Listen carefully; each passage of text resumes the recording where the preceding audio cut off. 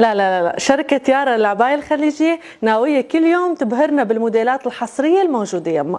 تفضلوا شوفوا لي هيدا الموديل اللي بيتكون من 5 قطع. شو بدكم دلال أكتر من هيك؟ أول قطعة هي الشال، تعالوا نبلش فيها. شوفوا لي الستراس الأصلي باللون الأسود وباللون الفضي اللي على أطراف الشال، طبعا سواده فاحم صبايا.